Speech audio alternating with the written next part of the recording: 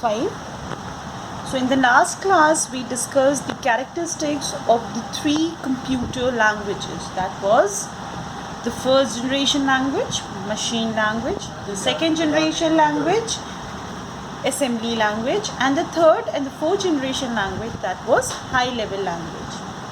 So as the language got developed, the requirement of one thing came, that was language processor. I'll give you an easy example. What is language processor? First, we live in different countries. Different countries have different language.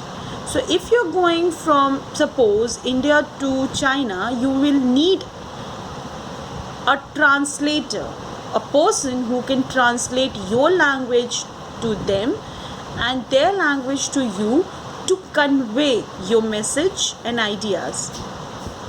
In the same way, when the assembly language was introduced in the second generation language and the high level language came up, when these two languages came up, the requirement of language processor came up.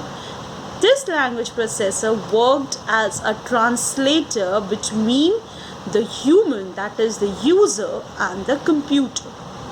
You will understand this language processor with the help of this diagram. So what was the work of this language processor?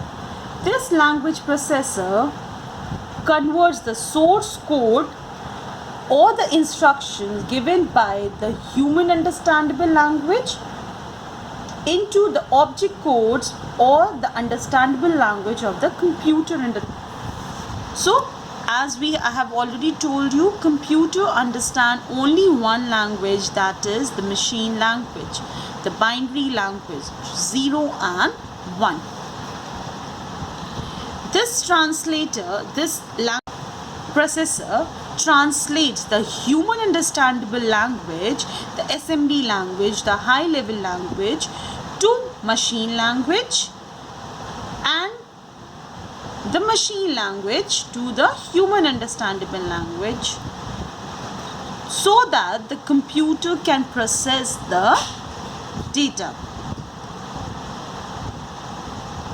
So converting human instructions into machine understandable instruction is an important function of system software, and this function is performed by language processor.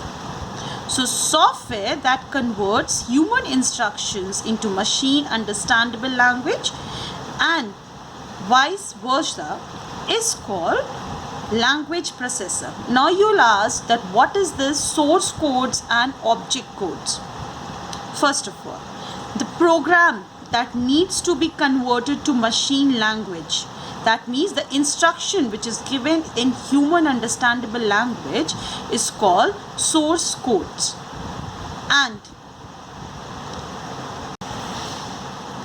machine level programs are obtained after conversion from higher level program are called object code. So the instruction which the machine gets from after the conversion, that is called the object codes. So this language processor converts the source codes into object codes and object codes into source codes. This language processor was further divided into three types. Means as the development of the computer language was there, the new language processors came into existence. When the assembly language was developed, assembler came into existence, and when the high level language came up, the two language processor which came was the compiler and the interpreter. We'll understand this in detail.